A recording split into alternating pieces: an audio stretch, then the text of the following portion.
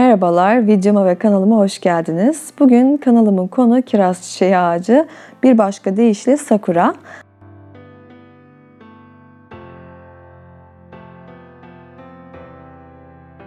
Genel olarak her çiçek bitki güzeldir ama sakuranın bana hissettirdiği daha farklı. Kesinlikle rahatlatıcı bir etkisi olduğunu düşünüyorum.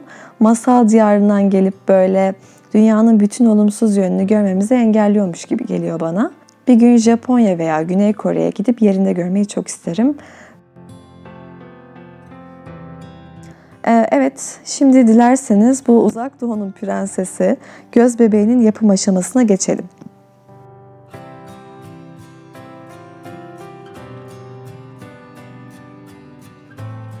İlk olarak dallardan başlayalım. Bu kuru dalları ben kendim kesmedim. Yani bu ağacı yapmak için kendim tabii ki kesmedim. Böyle bir ağaç yapma isteğim vardı ve sonrasında karşıma bu dallar çıktı. Nasıl çıktı? Çöpün kenarına atılmıştı ve ben de dala ihtiyacım olduğu için onları değerlendirmek istedim. Temizledim ve işime yarayacak olanları ayırdım. Daha sonra boyamaya başladım. Gördüğünüz üzere dalları gerek fırçayla gerek işte elimle iyice boyuyorum, yediriyorum boyayı. Ama siz boyamak zorunda değilsiniz. Yani kendi halinde bırakabilirsiniz. Benim boyama sebebim dalların arasında farklı renklerin olmasıydı. Kullandığım boya da Cadence'in boyası, Cadence'in kahverengi boyası. Bu şekilde bu aşamaya geçiyorum. Sonrasında çiçek yapımı aşamasına geçiyoruz.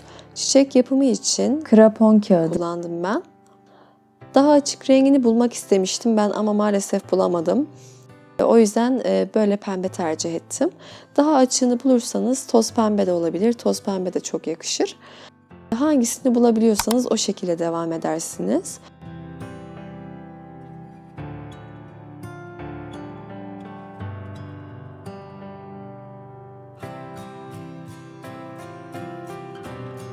İlk olarak kağıdımı kesmeye başlıyorum.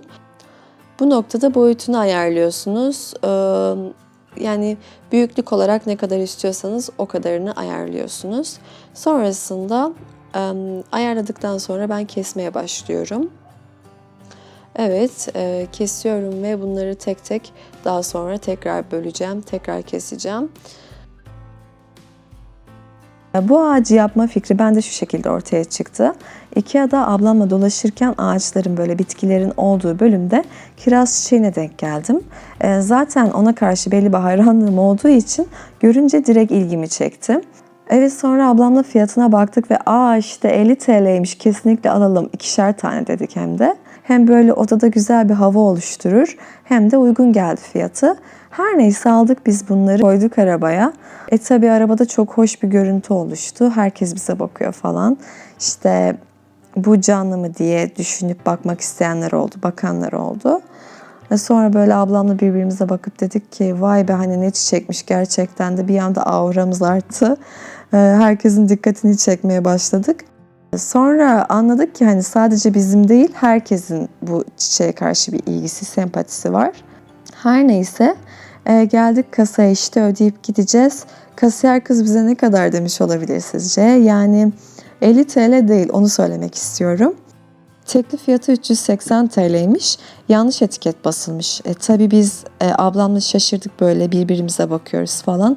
Sonuçta alacağımız şey belliydi. Ama her ne kadar güzel olursa olsun asla bu maliyeti alınmasını mantıklı bulmadım. Zaten boyu küçük, yani saksıda yer alan cansız kiraz çiçeklerinden bahsediyorum.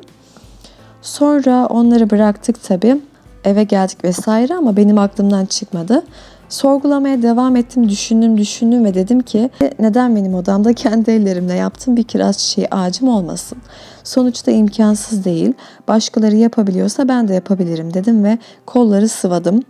Ve çiçeğini değil, böyle baya ağacını yaptım. İstediğim büyüklükte, istediğim gibi yaptım her şeyini.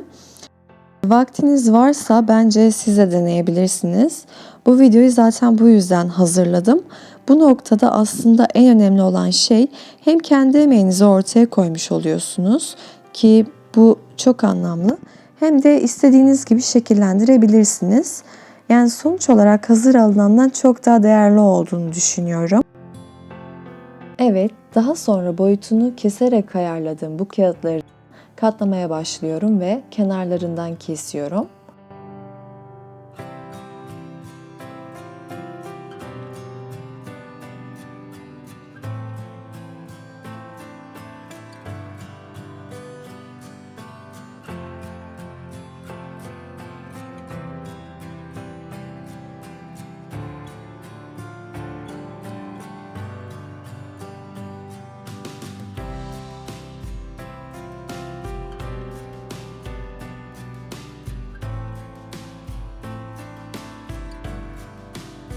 Bu şekilde çiçeklerimi hazırlıyorum. Burada yakın bir çekim daha yapalım ve detaylı görelim istedim.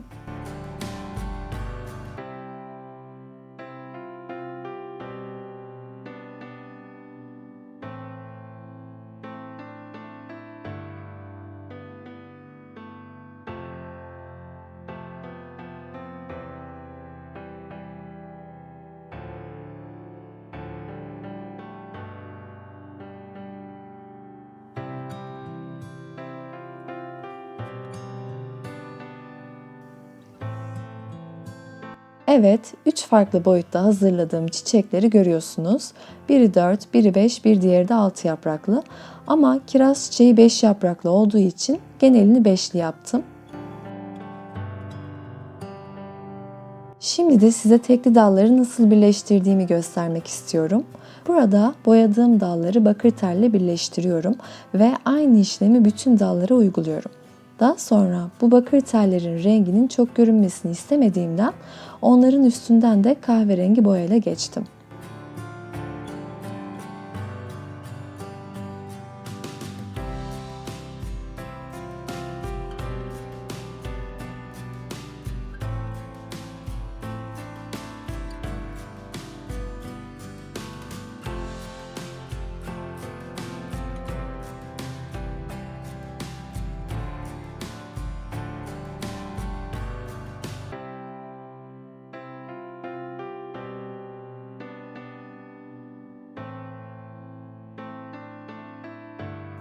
En son artık hazırladığımız çiçekleri yapıştırma aşamasına geldik.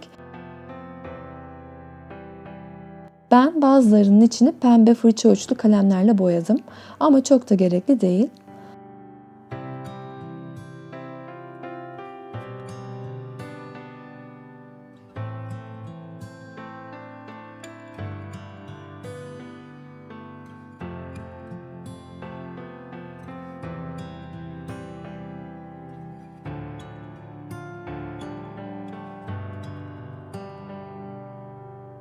Evet, artık ağacımın işlemleri bitti. Dilerseniz ışıklarla da süsleyebilirsiniz. Ama şunu da söylemek istiyorum. Fenerleri taktıktan sonra dallar formunu kaybedip bükülebiliyor.